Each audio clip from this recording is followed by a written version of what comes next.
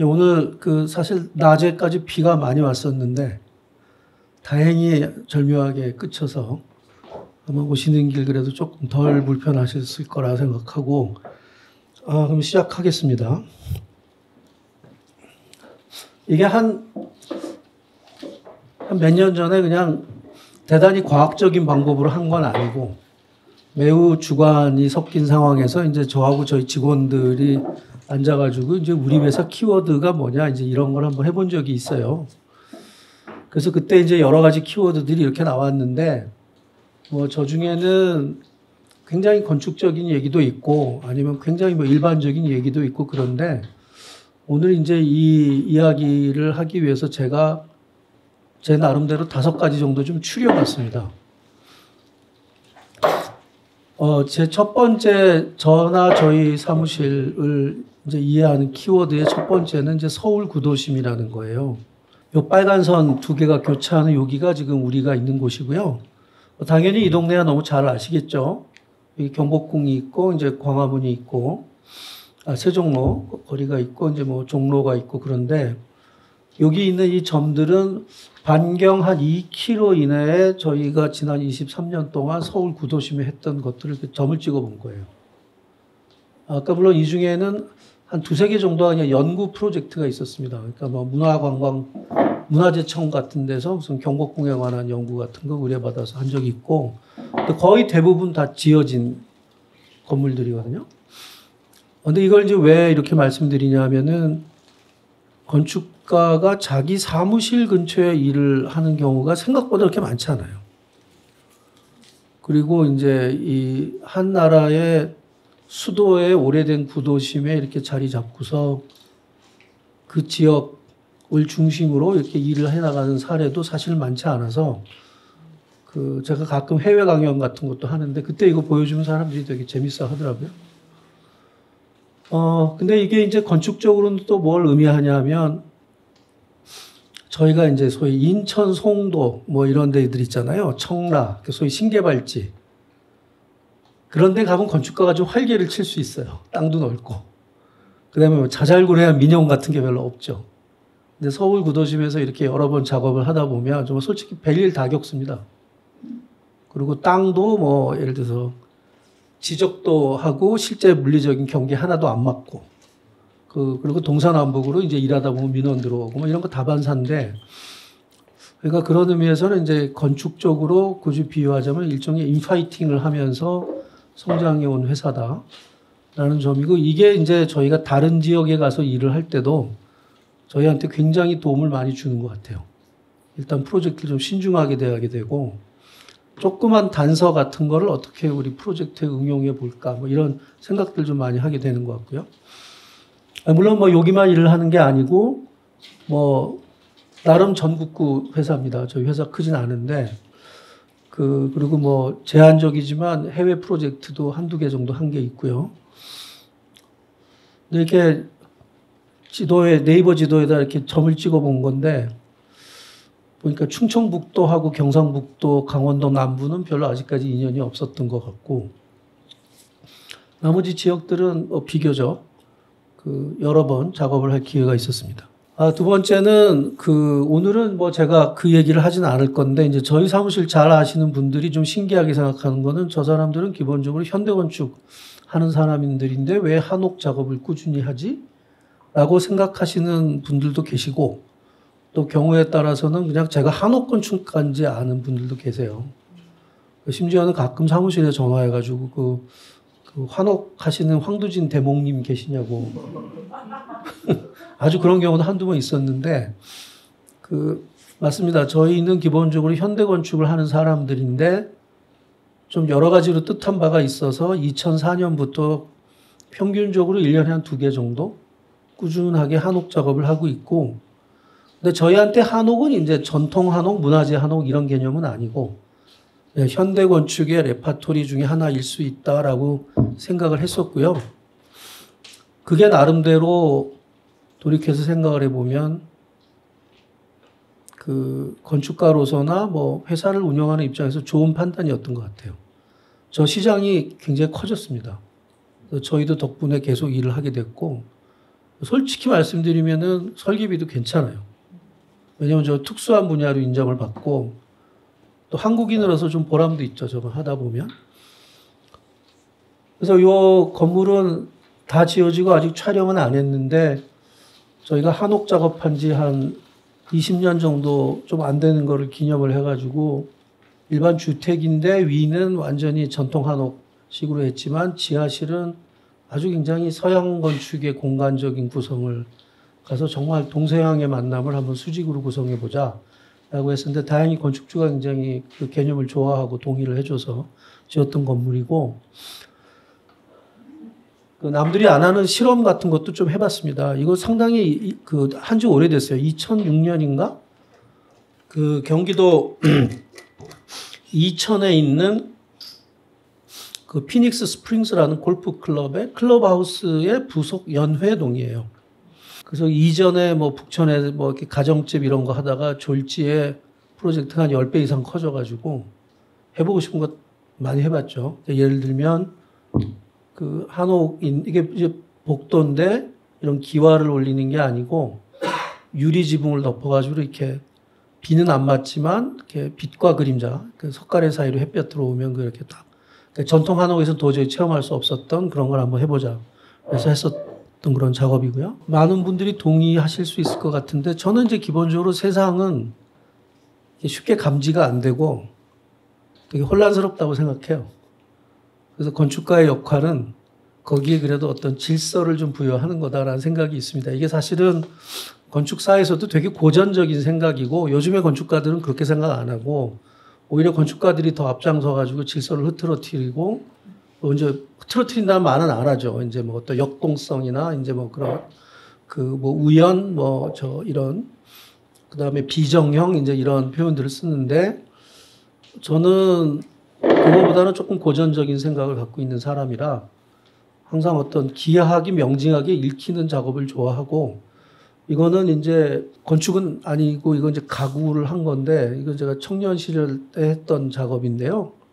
그냥 선 간단한 거 몇 개 가지고서 흔들 의자를 한번 만들어 볼 수 없을까 해가지고 했던 거예요. 앉아 있는 거는 접니다. 그리고 이 건물은 지어지진 않았고 그 국제 지명 현상을 나갔던 작업인데 그냥 뭐 말씀드려도 될 것 같아요. 이게 프라다가 플래그십 스토어를 청담동에 하려고 했는데 그래서 그때 이제 지명 현상 설계를 했었거든요. 저 굉장히 재밌게 작업했어요. 그때 저희가 어떻게 생각했냐면 그러니까 패션이라는 건 시즌이 있잖아요. 그래서 이제 패션이라는 건 일종의 제철 과일 같은 거다라고 생각을 해서 저게 일종의 이제 나무죠. 저게 프라다 트리라고 이제 프로젝트 이름을 저희가 붙였는데 그래서 이제 시즌이 바뀌면 나무에 열매가 맺히듯이 그 이제 이런 데다가 이제 옷이나 뭐 액세서리 같은 거 이렇게 매달 수 있지 않을까? 그럼 이제 길에서 다 보이고 그렇게 해서 했던 거고 그리고 이제 이거는 뭐 회사의 키워드라기보다는 저 개인의 키워드인데 제가 정말로 뛰어난 건축가면 그렇게 할 수 있을까? 가끔 자문하기도 하는데 아닐 거예요. 건축 기본적으로 의사 전달이 잘 되는 창작 분야는 아니에요. 그러다 보니까 제가 마음속에 건축으로 충족이 안 되는 아마 생각이 되게 많았던 것 같아서 또 글을 많이 씁니다. 주로 이제 하루 일과 끝나고 밤에 쓰거나 주말에 쓰긴 하는데 그래서 제가 이거 강의 준비하는 과정에서 제가 지금까지 책을 몇 권 썼나 봤더니 저 중에 한 7권은 제가 단독으로 쓴 거고 나머지 공저인데요. 책을 많이 썼어요. 그리고 이게 이제 뭐 오늘 마지막 키워드라고 제가 생각하면서 사실 오늘 이야기의 주제인데 제가 뭐 기획하는 걸 좋아해요. 뭔가 궁리하는 거. 그러니까 사람들 모여갖고 야 우리 이걸 한번 해보자 뭐 이런 거 좋아하는데 그래서 기회가 되면 해보려고 하고 그 기획의 대상은 꼭 건축이 아니어도 괜찮은 것 같아요. 기획할 수 있는 기회를 자꾸 가져보고 싶은 거죠. 전 직업이 건축가인데 굉장히 특별한 기획을 할 기회도 제 인생에 몇 번 있었는데 그중에 기억이 나는 게 이거예요. 이건 뭐냐면 그 서울시향이 그 사회적인 소위 UX 디자인을 강화하기 위해서 요즘식으로 얘기하면 어떤 기획을 했냐면 그래서 전문 연주장에서 하는 게 아니고 그냥 일반 건물들을 빌려서 거기서 좀 대중적인 콘서트 하는 기획을 이제 시향했는데 그 첫 번째 행사를 이제 정동에 있는 성공회 성당에서 했고 그 행사 지금도 계속 합니다. 근데 저는 지금까지 3번을 거기에 참여했는데 제 역할이 뭐냐면 그 장소의 어떤 역사나 이제 서사 같은 거를 좀 조사를 해서 그거랑 관련 있는 음악을 선정을 해가지고 그거를 잘 보여줄 수 있는 이제 사진이나 영상 같은 거를 만들어서 일종의 렉처 콘서트를 하는 그런 거였습니다. 제가 일반 대중을 상대로 해본 기획 중에 가장 짜릿하게 성공했던 규모 한 500명 정도가 한 이틀 만에 그냥 예매가 끝났어요. 물론 뭐 서울시향의 명성 뭐 그런 모든 것들이 다 더해졌겠지만 기획이라는 게 상당히 짜릿하구나라는 생각을 그때 다시 한번 했는데 그래서 그때 그 성공회 성당의 일상적인 좌석 배치를 좀 바꿔가지고 이런 행사를 하기에 딱 적합한 방식으로 좌석 배치도 다 다시 디자인을 하고 무엇보다 이 정말 종교 시설로서는 있을 수가 없는 일인데 이 재단을 가리는 어마어마한 거대한 저 스크린을 렌탈을 해다가 저기다가 이제 막 영상을 때리고 이제 그런 게 하면서 했었거든요. 그래서 오늘 이제 드릴 말씀은 제가 건축가로서 기획과 디자인에 대해서 이제 좀 말씀을 드리고자 하는 거예요. 아마 여기 계신 분들 대부분 다 본인의 분야를 통해서 기획하실 일들이 되게 많겠죠. 그 다음에 이제 아마 또 분야에 따라서는 이 부분은 내가 뭔가를 디자인을 하고 있구나라는 심정이 들 때도 있으실 것 같아요. 근데 저희도 그런데 다만 저는 이제 마음속에서 이 두 가지를 좀 구별을 하려고 합니다. 솔직히 말씀드리면 그 거의 대부분의 건축가가 자기가 진행하고 있는 프로젝트에서 기획을 할 기회는 생각보다 많지 않아요. 그건 짜져서 오는 경우가 되게 많습니다. 그러니까 뭐 큰 틀에서 얘기를 하자면 예를 들어서 어떤 건물주가 오셔서 땅은 어차피 정해져 있겠죠. 이 땅에다가 내가 뭐 예를 들어서 임대용 사무실을 짓겠다 하면은 큰 틀에서 기획은 끝난 거죠. 그런 분한테 가서 건축가가 딴 거 짓이죠 할 수는 없잖아요. 그러니까 그런 경우는 그냥 그 틀 안에서 뭐 이제 바로 디자인 모드로 넘어가서 할 수 있는데 그러니까 저희도 뭐 그런 경우가 있죠 당연히. 매번 가능한 건 아닙니다. 매번 기회가 주어지는 건 아니지만 평상시에 이렇게 관심을 갖고 있다가 어떤 상황이 되면 이제 그 기회를 한번 잡아보려고 저희가 애를 쓰는 건데, 기획을 저희 사무실에서는 조금 포괄적인 의미에서 그냥 프리 디자인이라는 표현으로 쓸 때도 있는 것 같아요. 디자인을 하기 이전에 모든 준비 과정, 기획은 그 중에서도 이제 프리 디자인의 꽃이라고 우리는 생각하는 거고, 그 다음에 이제 일반적인 의미에서 디자인이 있죠. 디자인만 너무 어렵게 생각 안 하셔도 되는 것 같아요. 뭐 설계, 뭐 이런 게 다 디자인인데, 건축가가 건축 기획을 더 잘한다고는 생각 안 해요. 디자인은 전문 분야가 맞습니다. 이거는 훈련받은 사람이 해야 되는 게 맞아요. 근데 기획은 제가 보기에 조금 더 열려있는 개념인 것 같아요. 그리고 다른 분야를 공부하신 분들이 상당히 뛰어난 기획 능력을 갖고 계신 걸 많이 봤어요. 그래서 기획이 오히려 어떤 의미에서는 주도권 잡기가 더 어렵습니다. 그리고 최종적으로는 건축주가 동의를 해 주셔야 되는 거고요. 그래서 저희 한 23년 동안 회사를 하면서 저희가 혹은 제가 굉장히 적극적으로 기획을 했고 그게 받아들여졌고 그래서 결과적으로는 이 경우는 우리의 기획이 상당히 성공적이었다고 뭐 자평하는 케이스를 3가지 정도만 말씀드리려고 합니다. 첫 번째는 춘원당이라고 하는 한방병원 및 박물관이에요.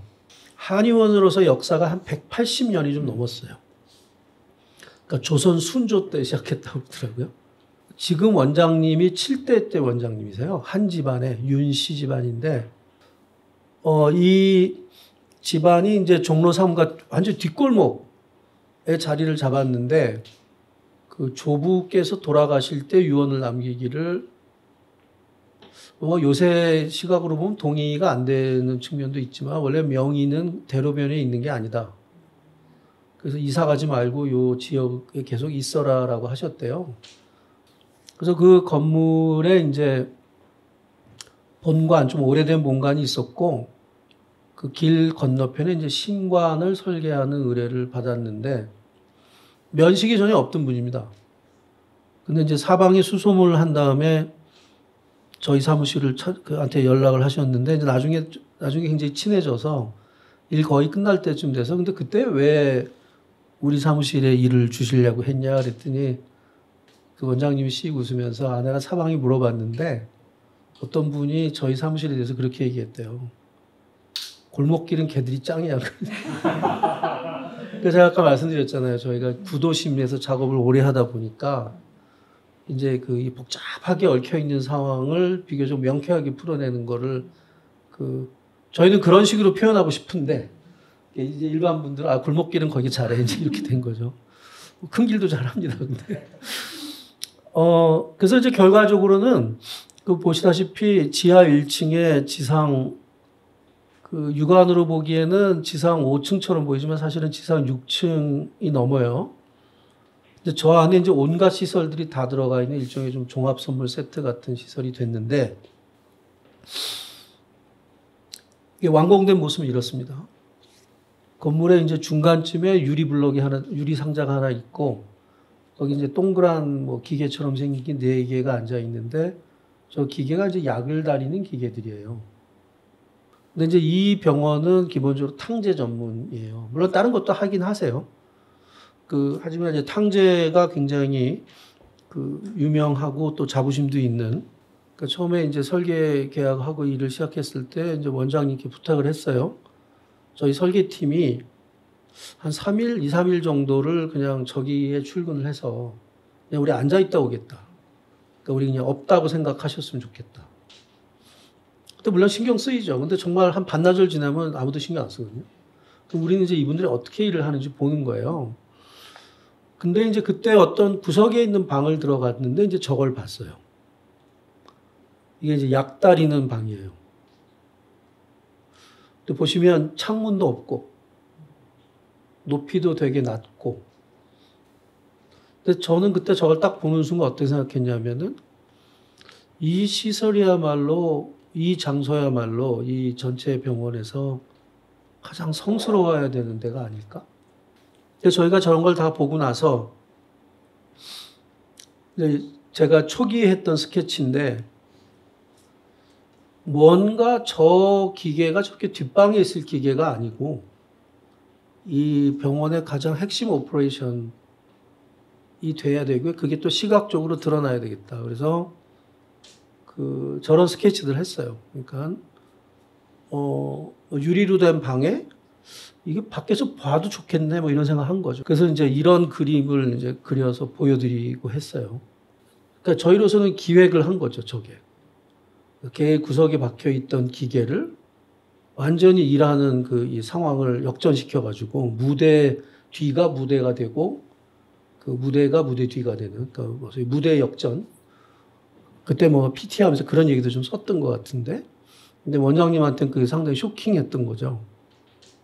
근데 한 2, 3일 후에 전화를 주셨는데, 그때 제가 그분이 한 얘기가 지금도 기억이 나요. 이거 나한테 얼마나 어려운 결정인지 알죠?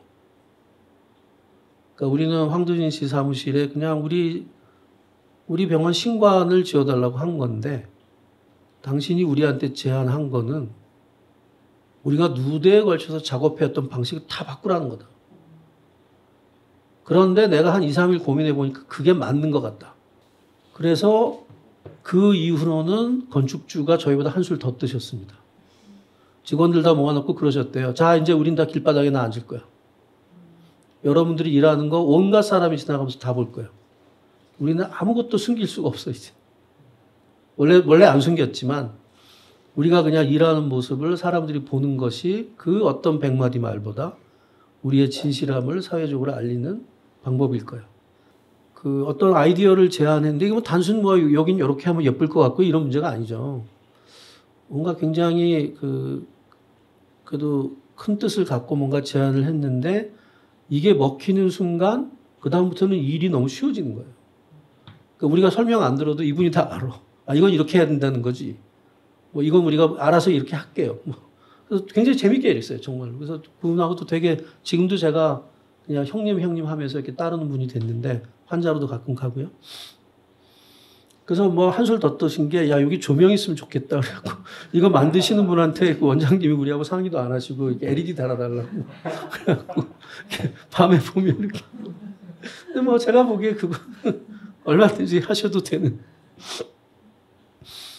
그래서 건물을 이렇게 완성을 했습니다.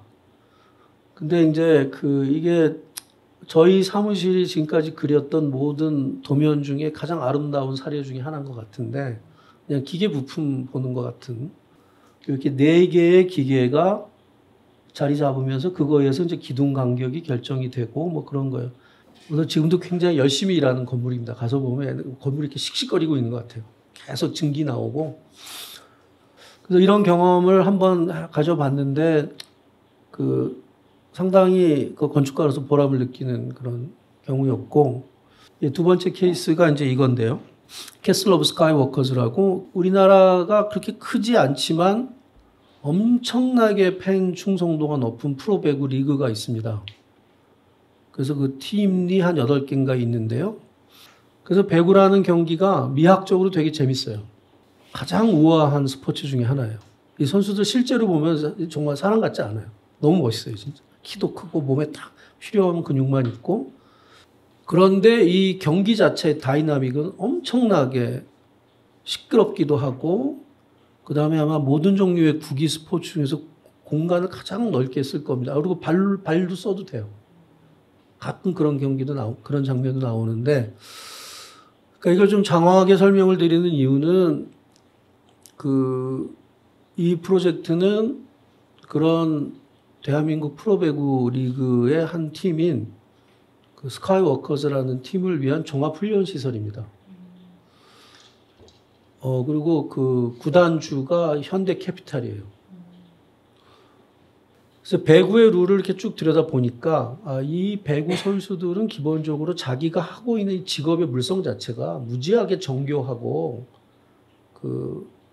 어떤 의미에서 이제 질서가 딱 잡힌 그런 스포츠를 하는 사람들이니까, 이 경기장도 그럴 수 있겠다라고 생각한 거예요. 이 훈련시설도.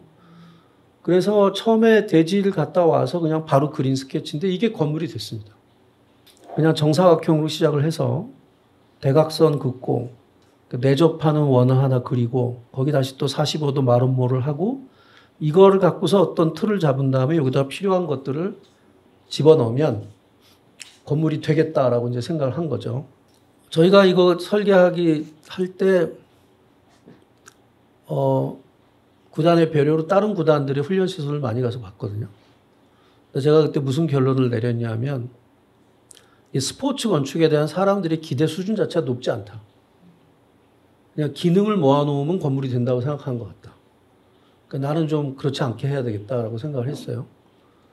그런데 이제 저희가 그때 구단에서 이제 제공했던 저 사이트가 충분히 넓었는데, 저런 시설이라는 건 짓다 보면 나중에 증축을 해야 될 일도 생기고 하지 않습니까? 그래서 제가 컴팩트하게 짓자고 제안을 드렸어요.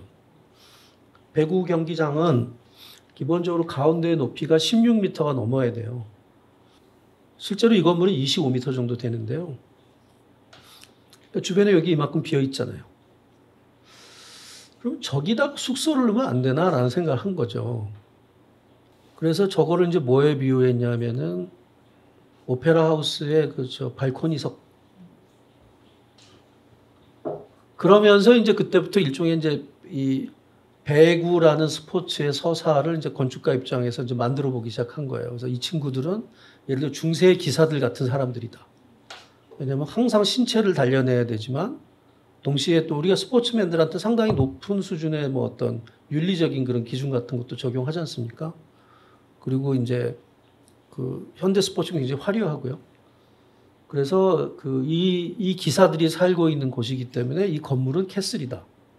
그래서 저희가 PT 할 때 캐슬이라는 용어 썼는데 그게 이제 건물 이름이 됐어요.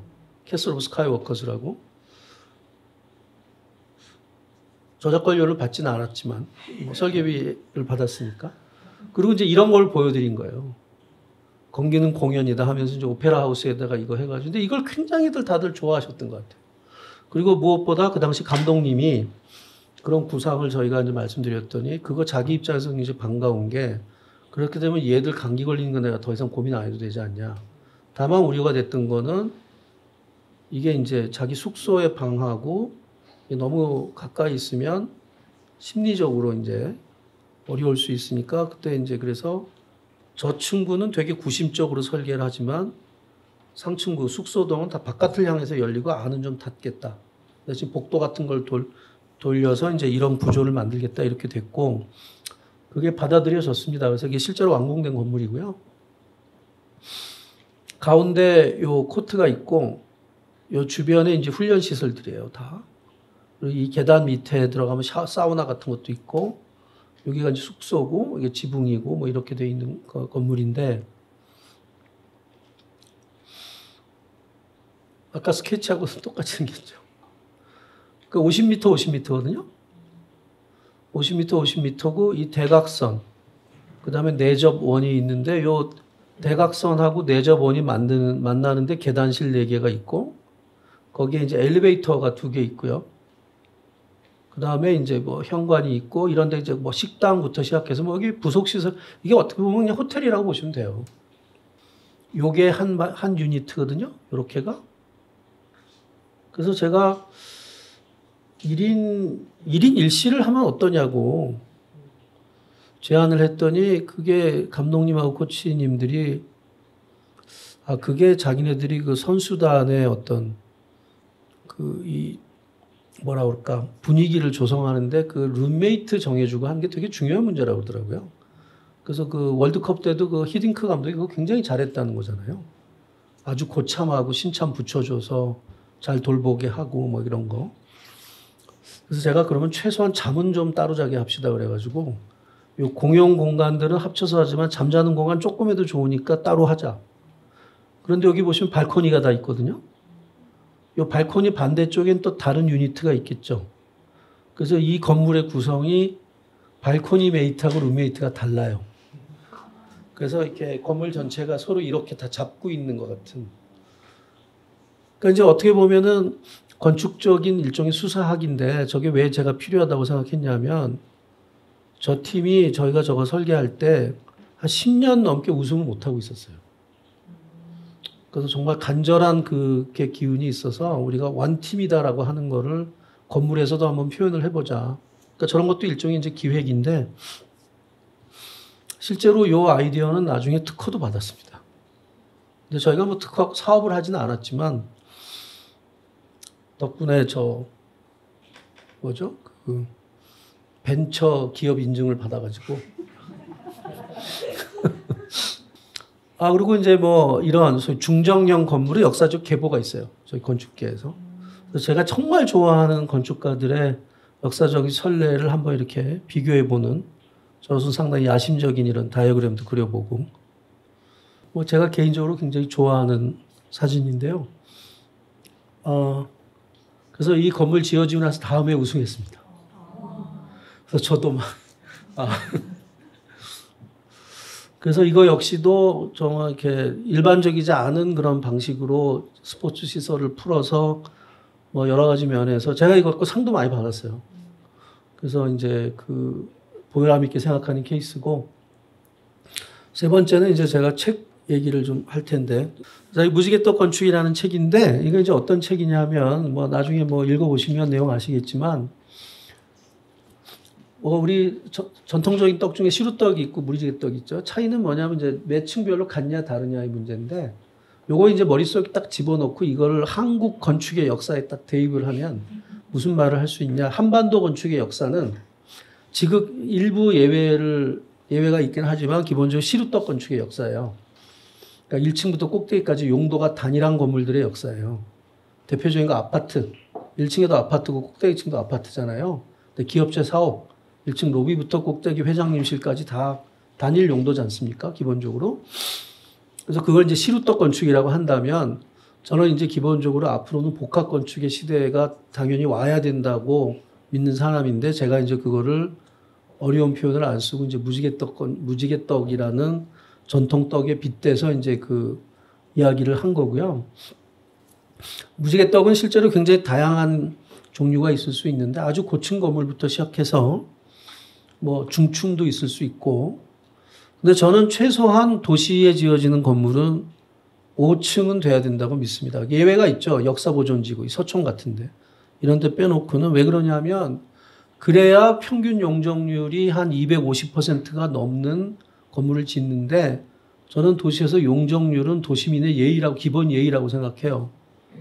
그러니까 자기가 도시에 살면서 너무 저층의 어떤 전원적인 삶을 누리려고 하는 거는 뭐 개인이 그럴 수 있으면 그건 물론 좋은 일인데 우리가 이렇게 사회라는 게 서로 엮여 있기 때문에 도시 전체의 평균 용적률은 좀 높을 필요가 있다고 생각하는데 안타깝게도 서울이 어마어마하게 높은 건물들이 요즘 많이 생겨서 서울이 굉장히 고밀도 도시라고 생각하시는 분들이 많으나 서울은 사실은 저밀도 도시입니다. 이렇게 얘기하면 안 믿으시는데요.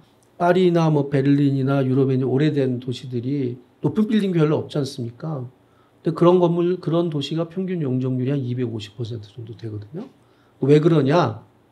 그게 저층 고밀도라는 개념을 적용했기 때문에 그렇습니다. 우리나라는 고층 빌딩이 많지만 예를 들어서 단지형 고층 아파트도 굉장히 많잖아요. 근데 거길 보면은 용적률이 생각보다 안 넘고요. 그다음에 건폐율이 굉장히 낮아요. 당장 외국을 나가보면 무지개떡 건축은 상당히 보편화되어 있는 건축이에요. 1층에 상가 있고, 그러니까 상가는 뭐냐, 한가, 카페, 레스토랑 이런 거는 이제 불특정 다수가 지나가면서 그냥 문 열고 들어오는 데고, 2층 정도 되면 이제 예약하고 가는 데들이 있죠. 클리닉, 뭐 아니면 뭐 예를 들어 디자이너 사무실 이런 거 있고, 한 3층부터 위는 이제 사람이 산단 말이에요. 그래서 대체적으로 비례가 보면은 주거와 상업시설의 비례가 한 4대1, 그거보다 높아지면 상업시설이 과도하게 됩니다. 물론 우리가 유럽 도시를 그대로 따라갈 필요는 없어요. 왜냐하면 유럽 도시 단점도 굉장히 많거든요. 엄청 획일적이고. 우리가 유럽에 대한 동경이 있어서 그렇지 사실 건축 유형으로 보면 굉장히 답답하고 획일적이어서 파리도 솔직히 얘기하면 어디 가나 똑같잖아요. 다만 인테리어가 다르고 유명한 건물들이 몇 개 있으니까 그게 다른 거지. 근데 재미있는 건 여전히 이게 이 사람들의 보편적인 건축이고 헬싱키 주변의 신도시들 가봐도 거의 예외 없이 새로 짓는 건물들이 다 무지개떡 건축입니다. 주상복합 건물들. 근데 한국도 6, 70년대에는 우리 선배들이 상가 아파트를 굉장히 많이 졌는데 저게 한국에서 잘 받아들여지지 않았어요. 이유는 원래 저런 복합 건축은 굉장히 설계 기법이 고도화되어 있어야 돼요. 그리고 기술도 좋아야 됩니다. 초창기 때 상가 아파트의 대부분들이 지금도 신분 검색을 해보면 다 각종 화재 사건으로 얼룩져 있었어요. 그러니까 한국 사람들의 기억에 굉장히 좋지 않게 남아 있는데 지금은 이제 얘기가 다르죠. 서울시가 한 20년에 한 번씩 이렇게 도시 기본계획이라는 걸 발표하게 돼 있는데 코로나 때 한창 발표를 했는데 처음으로 그 이전까지는 도시를 이렇게 피자 조각 자르듯이 자르는 게 이제 상식이었던 거예요. 저걸 우리가 기능주의적인 조닝이라고 하는데 그런데 서울시가 처음으로 앞으로는 이렇게 혼합 용도로 도시계획을 바꿔나가겠다고 발표를 한 겁니다. 실제로 이게 어떻게 될지는 모르겠지만 그래도 발표를 했기 때문에 상당한 관성을 가지고 이제 우리 일상에 침투하기 시작할 거예요. 저런 개념들이. 근데 저게 서구에서는 이미 굉장히 오래전부터 보편화되어 있을 뿐 아니라 특히 코로나를 겪어 보니까 팬데믹 상황에서 저런 커뮤니티들이 훨씬 더 거주 성능이 좋다는 걸 알게 된 거예요. 왜냐? 인구의 대량 이동이 없잖아요. 서울시의 인구 밀도 그래프인데 보시다시피 가운데가 뻥 빈 도넛입니다. 지금 우리가 이 뻥 빈 데 와 있는 거죠. 어느 정도로 뻥 비어 있냐면은 강북 4대문 안에 종로구 중구거든요, 기본적으로. 거기 인구 다 더하면 지금 25만이 아마 안 될 거예요. 근데 송파구가 50만이 넘습니다. 근데 이게 이렇게 되면 뭘 의미하냐? 여전히 직장들이 여기 많잖아요. 그러니까 그만큼 서울 시민의 이동 거리가 어마어마해지고 도시가 광역화됨에 따라 어저께도 그저께도 중앙일보에 기사 나왔는데 이제 도저히 삶을 영위할 수가 없을 정도의 출퇴근이 인생에 아주 큰 과제가 된 그런 상황인데 제가 생각하기에 서울 구도심이나 이런 데 잘 찾아보면 인구 50만 정도를 집어넣을 수 있는 땅들은 아직 있다고 저는 봐요. 근데 그런 땅에 단지형 아파트를 질 수는 없다고 생각합니다. 왜냐하면 그 땅들이 크지가 않으니까. 그럼 개별 건물, 그 길에 면하고 있는 개별 건물이어야 되는데 어차피 1층은 주거로서 인기 없잖아요. 거기다 상업이나 이런 건 없고 다시 말해서 복합 건물 될 수밖에 없지 않나 그런 취지로 이제 쓴 책이고요. 그래서 이제 이러한 무지개떡 건축이 증가하면 이게 무슨 특별한 테크놀로지가 필요하거나 그러지는 않거든요. 하지만 그 건물을 구성하는 그 기획의 힘만 가지고도 충분히 우리가 생각하는 지속 가능한 친환경 도시 만들 수 있지 않냐라고 하는 게 이제 저의 주장이고, 사실 이 책을 2015년에 썼는데 쓸 때 제가 무슨 생각을 했었냐면 이게 정말 세상에 잘 받아들여져서 사람들이 여기에 본격적으로 공감하기 시작할 때는 한 10년 이상 걸릴 거다. 나는 그때까지 계속 강의 다니고, 동시에 이제 제가 건축가니까 뭐 서로 다른 지역에 있는 서로 다른 규모의 무지개떡 건축 설계를 열심히 하자. 그래서 열심히 하고 있습니다. 일본부터 체계적으로 시간 날 때마다 가서 보고 있습니다. 근데 일본 도시 확실히 여전히 아직도 공부할 게 되게 많은 데 같고, 특히 뭐 아시는 분들 아시겠지만 그 마루노우치하고 동경역하고 항공 일대 도시 계획은 세계적으로도 유례가 없을 정도로 보기 잘한 것 같아요. 그게 얼마나 정말 많은 사람들이 머리를 짜서 저걸 했으면 저 정도로 성공적인. 그 동경역을 대대적으로 복원하면서, 동경역은 완전 그 일본 근대 건축의 아주 아이콘 같은 건축인데, 그 동경역 설계자가 우리나라 한국은행 설계자죠. 다츠노 거라고. 근데 그거를 이제 대대적으로 복원을 하면서 황거에서 바라본 동경역 뒤에 그 마루노우치 일대 건물들은 아예 디자인을 정해준 것 같아요. 그래서 기본적으로 가서 보면 다 유리건물입니다. 그러니까 얘들이 꽤 높은데 황거 쪽에서 바라봤을 때 동경역 붉은 벽돌을 쫙 돼 있는 것 뒤에 얘들이 그냥 우체색의 무덤덤한 배경으로 딱 서 있는 거죠. 거기 하늘이 딱 비치면 그냥 하늘하고 이렇게 블렌딩이 딱 돼 보여갖고, 그러니까 저 정도 수준의 그 광대 광역 도시 계획을 저렇게 하고서 실제로 현실화할 수 있는 나라는 전 세계에 많지 않아요. 일본 그걸 할 수 있는 나라라는 걸 깨달았고, 다만 일본의 도시의 미래에 대해서는 저는 조금 부정적으로 생각하는 측면이 있는데, 일본이 고도 성장기에 어번 스프롤을 너무 많이 했어요. 도시 광역화하는 거 있죠. 그래서 동경이나 오사카 같은 데서 신칸센을 타고 나가보면 도심은 사실은 금방 나갑니다. 뭐 5분, 10분이면 금방 나가죠. 근데 그 신칸센을 타고도 한 3, 40분 정도를 주로 2층짜리 단독주택으로 되어 있는 어마어마한 레지던셜 벨트를 지나야만 드디어 한적한 자연으로 나가잖아요. 그러니까 그게 일본의 인구가 늘어나고 고도 성장이 이루어졌을 때는 사람들이 기꺼이 그런 데 가서 살죠. 왜냐하면 생활 환경이, 일단 집에 가면 생활 환경이 좋으니까. 일본 사람들이 아시겠지만 그냥 미국식 라이프 스타일에 대한 동경이 있고, 단독주택, 한국 건축에서 그런 얘기 많이 하거든요. 일본은 주거의 문제를 단독주택으로 접근해서 풀었기 때문에 젊은 건축가도 설계를 할 수 있는 기회가 많다는 거예요. 그래서 일본 건축이 저렇게 발전했다. 일리가 있는 말입니다.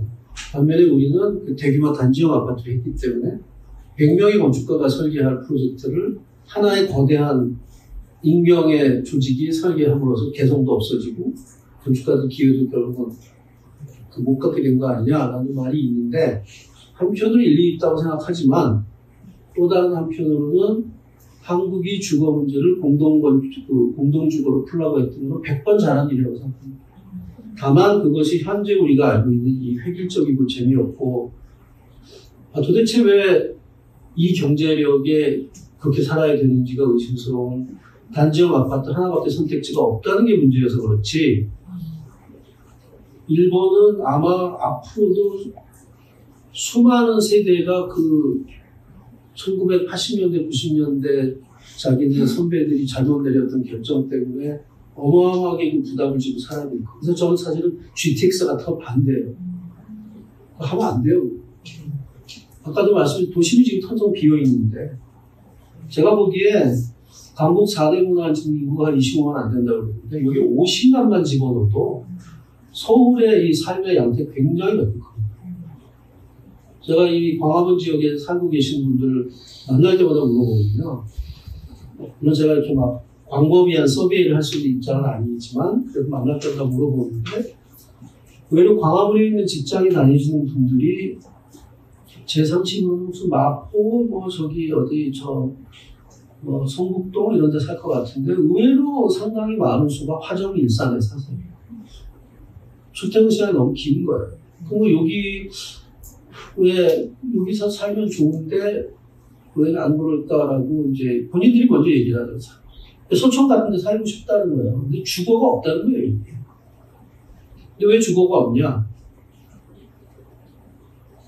여기 이제 역사나 경관을 보존하기 위해서 층수를 제한한다든가 하는 외적인 규제가 물론 많은 것도 사실이지만 제가 보기에 우리 사회가 도심의 수많은 필지들을 채워서 주거와 상업을 동시에 해결할 수 있는 그런 건축 유형을 만들어내고 그걸 보급하는 데 실패했던 것 같아요.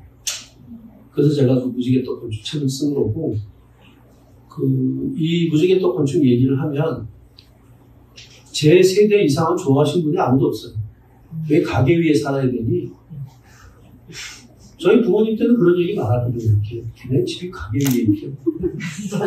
그게 그게 나쁜 일인 것처럼. 근데 파리 가봐요. 다 가게 위에 살잖아. 그러니까 파리 가서 그렇게 좋다고 하는 사람들이 여기 와서. 그렇기 때문에, 저는 기본적으로 무지개떡도 저는 이제 규모가 좀 커지고 해서 공동주거화 되는, 그래서 아까도 저희가 설계한 것도 하나 보여드렸는데, 분양하는 무지개떡이 앞으로도 저는 필요하다고 생각하고요. 그래서 한국이 하여간 이제 공동주거라는 걸 일단 하나의 패러다임으로 받아들이게 된 거는 일단 사회가 좋은 판단을 했다고 생각하고, 구체적으로 60년대 후반부터인데, 일본이 그러지 않았던 걸 이제 두고두고 고생할 거다, 저한테. 뭐 들어보신 분 계시겠지만, 일본은 당장 지금 어떤 문제가 생기냐면은, 도시 근교에 있는 그 레지덴셜 벨트에 편의점들이 빠져나가요. 인구가 줄니까. 사업이 안 되면 당연히 나가야죠. 공공기관도 아니고 편의점. 그러다 보니까 자기가 어떤 이유가 있어서 모빌리티에 제한이 있는 분들은 장을 볼 수가 없대요. 그래서 그게 푸드 데서트라는 표현이 있더라고요. 식량 사막. 일본 정부가 재밌는 게 식량 사막을 완화해 보겠다고 그런 취약지구에 있는 마트에 일본에 유학가 있는 외국인 유학생들을 거기다가 이제 알바로 많이 공급을 했답니다. 되게 일본스러운 솔루션이죠. 제가 아는 분들도 그거 하고 오신 분들이 있는데 그런 인위적인 방법으로 어디까지 가겠습니까?